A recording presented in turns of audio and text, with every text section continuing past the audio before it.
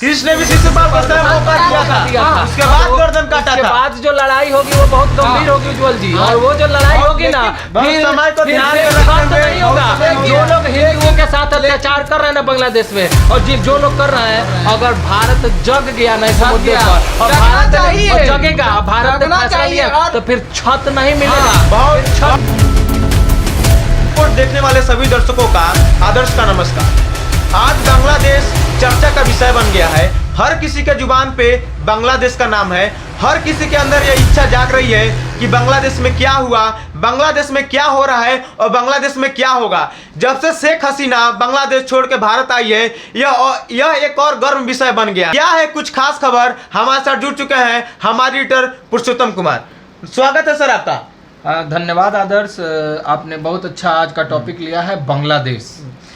आदर्श, आपका सवाल होगा उससे पहले मैं कुछ कहना चाहूँगा कि बांग्लादेश जिस देश की आज चर्चा हो रही है, वो देश अगर नहीं होता तो क्या होता।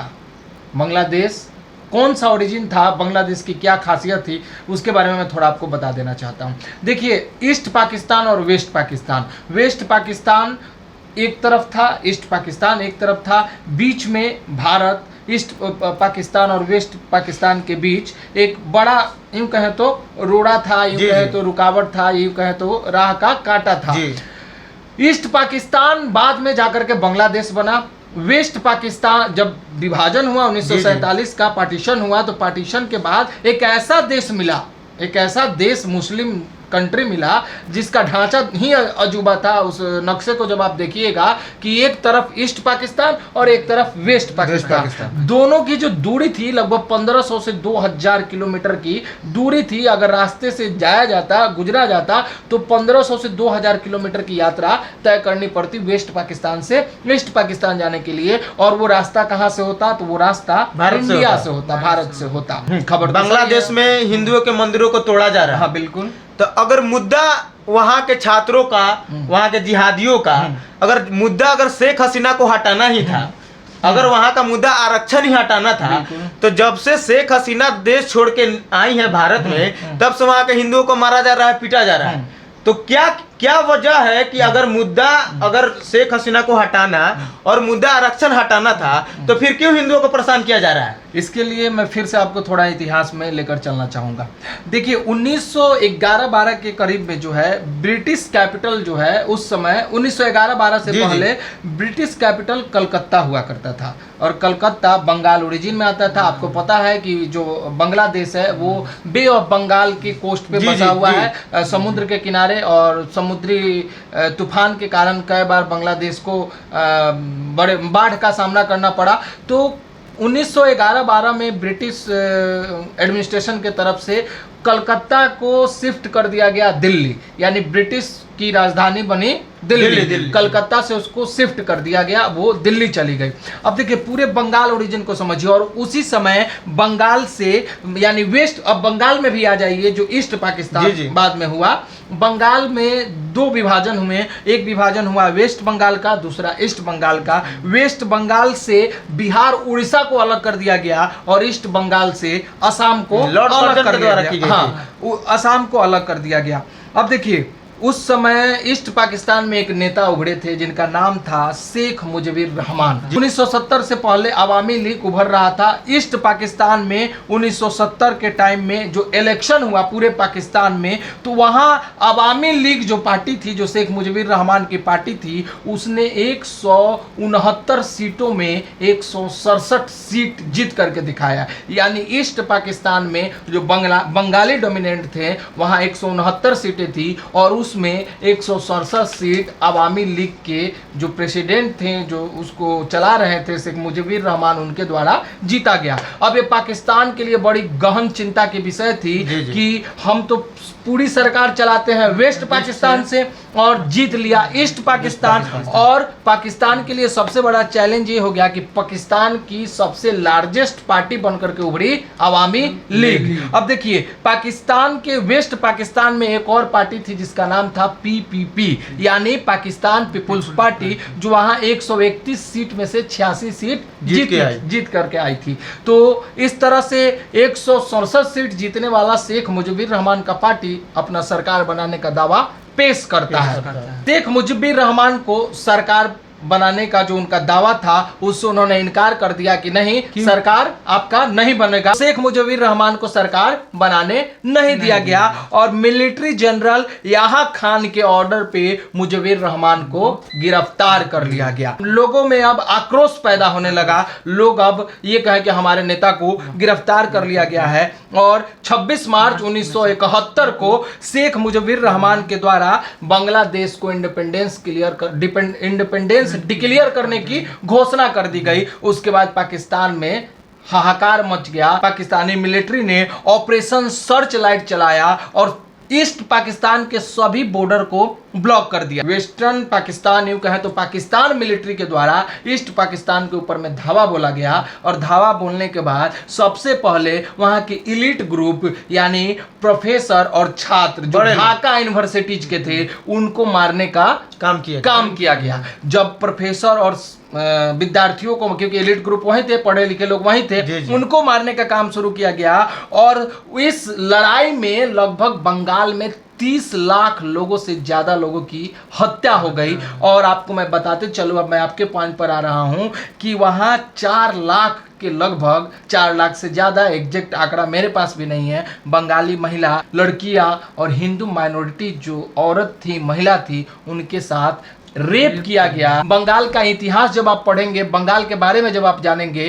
तो हिंदू वहां बार बार इस दमन का शिकार हुआ है। ये आज ही हिंदुओं के ऊपर में अत्याचार नहीं हो रहा है, आज ही हिंदुओं को नहीं मारा जा रहा है, उस समय भी वहां हिंदुओं को मारा जा रहा था। इंडिया को उस समय मजबूरी ही नहीं, जरूरी थी कि बांग्लादेश का जो वार हो रहा था, मुक्ति संग्राम जो हो रहा था, मुक्ति वाहिनी की जो रचना हुई थी, उसमें अपना सहयोग करे ताकि वहाँ जो इमोशनल अटैचमेंट था वहाँ के हिंदुओं का, वहाँ के ट्रेडिशन का, कल्चर का, एक अपना इथिक्स का जो अटैचमेंट था उसको बरकरार रखे, उसकी आइडेंटिटी को बरकरार रखे। जैसे आपने बोला कि वहाँ पे जो हिंदुओं पे अत्याचार हो रहा है वो आज से नहीं हो रहा। हाँ, आज से नहीं, आज बहुत वर्षों पहले से हो रहा है, हमेशा हुआ है। 1945 में हुआ, 1971 में हुआ। 1971 में जब बांग्लादेश आजाद हुआ उस समय भारत का बहुत बड़ा हाथ था, ऑपरेशन सर्च लाइट चलाया गया था उस टाइम। उस टाइम जब आजाद हुआ तो वहाँ के हिंदुओं को मारा गया और जबरदस्ती धर्म परिवर्तन कराया गया।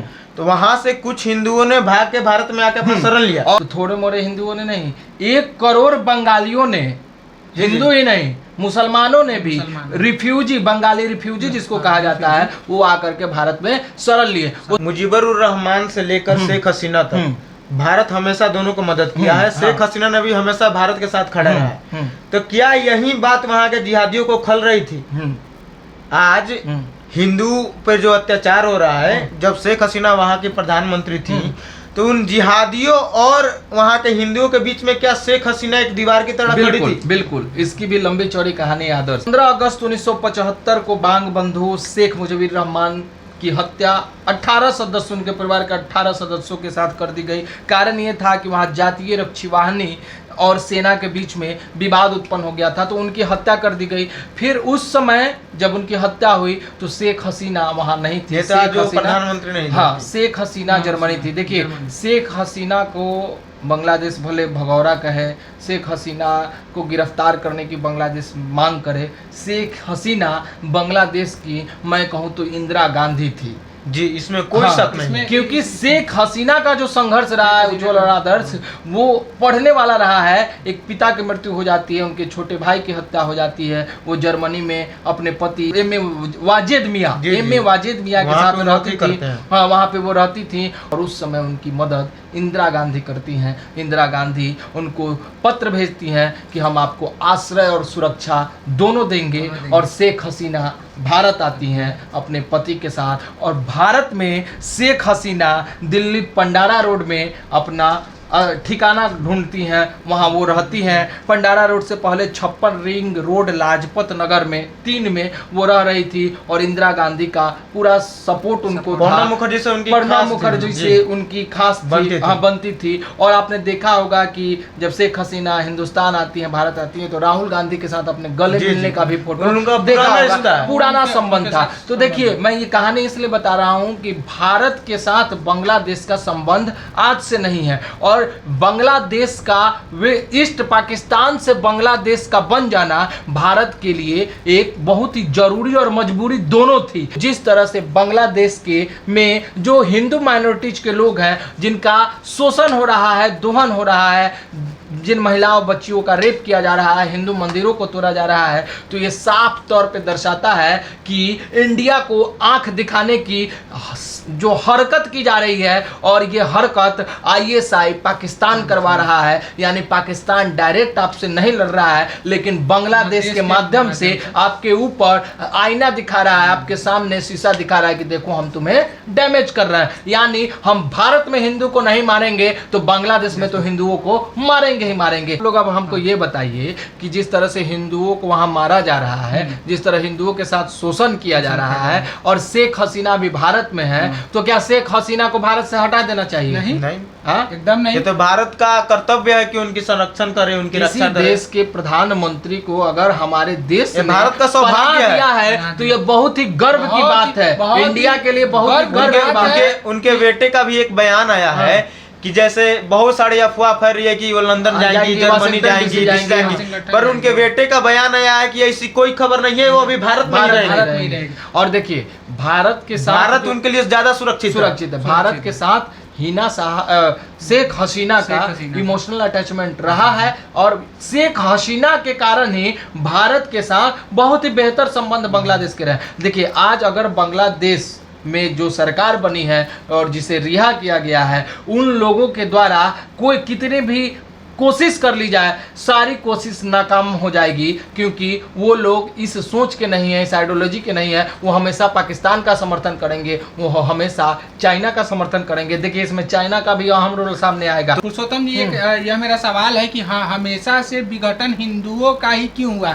अब उसके बाद आप पाकिस्तान को ले लीजिए, आप कश्मीर को ले लीजिए, कश्मीर हिंदू पंडितों को जिस तरह से, और उसके बाद खैर कश्मीर तो अपना मुद्दा है, हम लोग खुद आपस में बैठ के उसको कर लिए खत्म। लेकिन बांग्लादेश में भी हिंदुओं का हो रहा है विघटन, और अभी वर्तमान में वर्तमान में अभी मोदी जी G20 का करके आए, कार्यक्रम किए हैं और बताए हैं कि हम बहुत बड़े शक्ति हैं। तो वो 56 इंच का सीना कहाँ है? और हिंदू कहीं का हो, वहाँ चाहे पाकिस्तान का हो, भारत का हो, 1 मिनट, और चाहे कहीं का हो, अजय तो हिंदू है, क्योंकि सनातन से ही है सब कुछ। बाकी सब तो पंथ है, सनातन ही एक धर्म है, बाकी सब तो पंथ है। तो मोदी जी इस पे क्या कर रहे हैं? अब आप उज्जवल, आपका जो सवाल है, आपका सवाल जायज है, और मैं इस सवाल का जवाब देना चाहता हूं कि देखिए आपने कहा कि मोदी जी क्या कर रहे हैं, मोदी जी का 56 इंच का सीना कहाँ है, आपने ये सवाल किया। हाँ बताइए आप और क्या पूछ रहे हैं? लेकिन उसमें बात यह है कि बात अगर जनसंख्या की है, तो जो बांग्लादेश के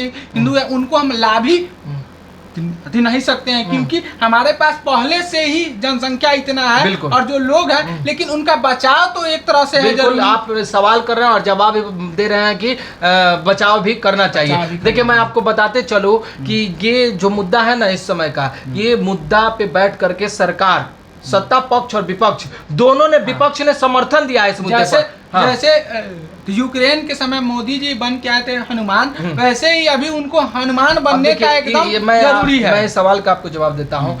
आपने ये सवाल पे गंभीर रूप से आप इस चीज को सोचिए कि हिंदुओं को ही क्यों मारा जा रहा है। ये हिंदू को मारने की जो काव्यात चल रही है, मारा जा रहा है, उनका शोषण, वो यहाँ के लोग ये दिखाना चाहते हैं कि हम हिंदू को मार रहे हैं। मोदी जी आप देखिए, हम आपके ऊपर तलवार खड़ा कर रहे हैं, हम आपके ऊपर प्रश्नवाचक चिन्ह खड़ा कर रहे हैं। और आपको मैं बता दूं उज्जवल, मैं किसी सत्ता पक्ष में या किसी सरकार का, किसी पार्टी का प्रवक्ता नहीं हूं, लेकिन मैं एक बात आपको निश्चित रूप से बताना चाहूंगा और पूरे विश्वास के साथ बताना चाहूंगा, मुझे उस 56 इंच के सीने पर भी गर्व नहीं है, लेकिन जब भी भारत की बात आती है, जब भी भारत की एकजुटता की बात आती है, तो पक्ष विपक्ष, मिलिट्री, शासन प्रशासन और एक एक युवा, मैंने तो ऐसे ऐसे लोगों को देखा। मैंने बातचीत किया बांग्लादेश की सरकार आदेश करे ना, हम तो सिलेंडर फेंक करके वहां बर्बाद कर देंगे। तो इतना सही है, तो अतिशोक्ति नहीं है कि अगर गवर्नमेंट चाहे और वो अगर हश्र होता है, वो समय आता है, तो अगले 24 घंटे में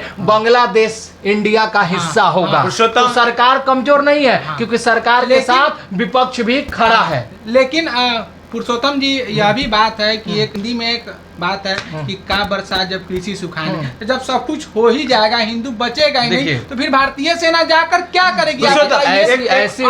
ऐसी स्थिति में आदर्श जो फैसला होता है वो सोच समझ करके लिया जाता है, ठीक है, बैठकें चल रही है, और इस तरह का फैसला नहीं लेना चाहिए कि मामला और दमनकारी हो जाए। सरकार इस पर गंभीर है और सरकार मैं एक हिंदुओं को बचाने का अथक प्रयास करेगी। मैं एक बात बोलना चाह रहा हूँ कि ये अफवाह सी फैल गई है, चाहे पूरे दुनिया में अफवाह से पूरे दुनिया में अफवाह सी फैल गई है कि मोदी कमजोर हो गए हैं। जब से मोदी को 240 सीट मिली है, एक अफवाह फैल गई है कि मोदी कमजोर हो गए हैं, वो कुछ नहीं कर सकते हैं। पर यह दुनिया ये भूल चुकी है कि ये भारत है।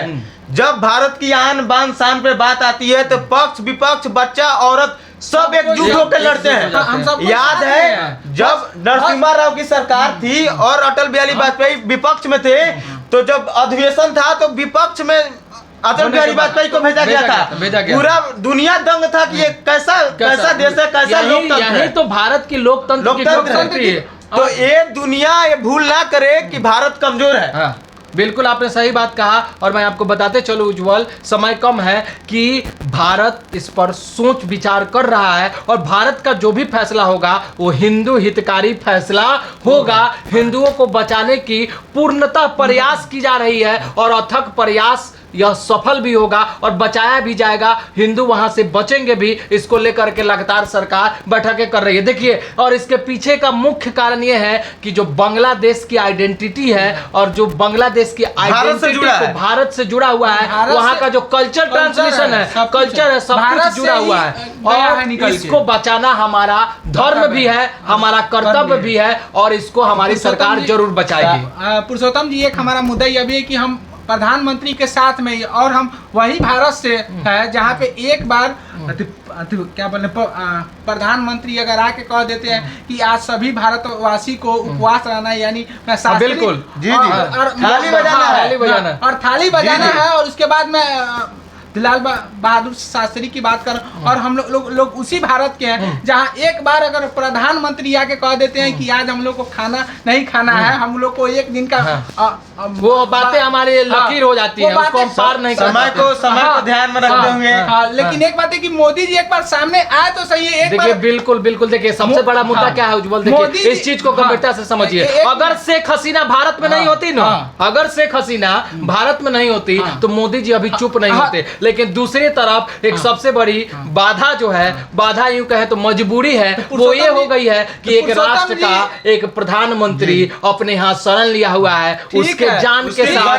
उसके आन बान शान के साथ खिलवाड़ नहीं किया जाएगा। ठीक है, लेकिन पुरुषोत्तम जी, जब हम भारत को विश्व गुरु बनाने की बात कर रहे हैं, और हम खुद को कह रहे हैं कि हम 20 देशों को लीड करें, तो फिर हमें डरने की कहाँ पे जरूरत है? भारतीय सेना, एक मिनट पुरुषोत्तम जी, जब भारतीय सेना हमारे साथ है और उनके जो मित्र है अमेरिका वाले, वो भी उनके मित्र हैं, सब कोई साथ में, बेंजामिन नेतन्याहू जी उनके मित्र हैं, तो फिर उन्हें डरने की कहाँ से जरूरत? अब या तो मोदी जी के अंदर कुछ वोट के कारण। उज्जवल देखिए, ये सवाल उज्जवल एक मिनट आदर्श, ये सवाल हम नहीं कर सकते, ये सवाल इसलिए नहीं कर सकते कि ये बहुत ही गंभीर मामला है, गंभीर मसला है। देखिए, विपक्ष बहुत मजबूत है, आप मानते हैं ना? ठीक है, विपक्ष मजबूत है ना? राहुल गांधी का जो कांग्रेस लीडर पोजीशन मजबूत है ना, तो लीडर ऑफ ऑपोजिशन ने क्या कहा है कि हम आपके सभी फैसलों के साथ खड़े हैं, हमारा समर्थन आपके साथ है। इससे बड़ी चीज क्या चाहिए आदर? तो बात ये,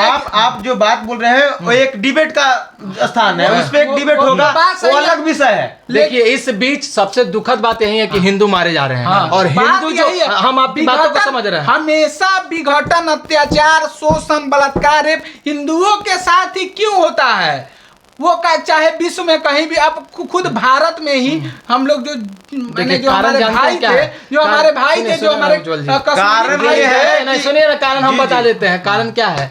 हम सहिष्णु हैं, सहिष्णु है। हम सहिष्णु हैं, हम लेकिन- मर्यादा भी जानते हैं, हाँ। हम शस्त्र भी हाँ, जानते शस्त्र- हैं और शास्त्र भी जानते हैं। शस्त्र- तो हम शास्त्र का भी पालन करते हैं और समय पड़ने पर शस्त्र भी उठाते हैं। शस्त्र- हम लंद फंद वाले लोग नहीं नहीं हैं है। कि हम काट देंगे, हम मार देंगे। लेकिन- हम पहले सोचते हैं, लेकिन- गंभीर हाँ, होते हैं, लेकिन- और जब बात जब सिर से ऊपर हो जाती है, कृष्ण जब भी पानी शिशुपाल नट्टी के को पार, हाँ, कृष्ण भी शिशुपाल को स्वयं मौका दिया था। उसके बाद तो गर्दन काटा उसके था। बाद जो लड़ाई होगी वो बहुत गंभीर होगी उज्जवल जी। और वो जो लड़ाई बहुत- होगी ना, बहुत समय को ध्यान में रखते छत हुए नहीं बहुत होगा। समय हो जो गया। लोग हिंदुओं के साथ अत्याचार कर रहे हैं ना बांग्लादेश में, और जो लोग कर रहे हैं, अगर भारत जग गया ना इस जग मुद्दे गया। पर, और जगना भारत चाहिए। और जगेगा, भारत ने जगना फैसला चाहिए। लिया, और- तो फिर छत नहीं मिलेगा, बहुत- फिर छत बहुत- नहीं मिलेगा। ठीक है। और जब पुरुषोत्तम आदर्श, जी, एक बात और उसके सुन बाद- लीजिए, जब पुरुषोत्तम भारत पनाह नहीं समय दे को रहा ख्याल है, रखते हुए जब करना है। भारत पुरुषोत्तम पनाह जी नहीं काफी दे हो रहा गया है, है। जब भारत पनाह नहीं दे रहा है ना, तो वहां के लोगों को कोई और भी पनाह नहीं नहीं देगा, नहीं देगा। देगा। चलिए बहुत बहुत धन्यवाद। फिर बहुत- अगले डिबेट में बहुत अच्छा लगा आपसे पुरुषोत्तम मिलकर अपना चलिए, अपना बहुत विचार बहुत रखा। धन्यवाद। नमस्कार, देखते रहिए फाइनल पोस्ट। तो यह तय है कि पाकिस्तान सुन ले, अगर वो चाह रहा है, अगर वो जान रहा है कि भारत कमजोर हो गया है, तो भारत अपनी आन बान शान बचाने में सक्षम है। नमस्कार, देखते रहिए फाइनल पोस्ट।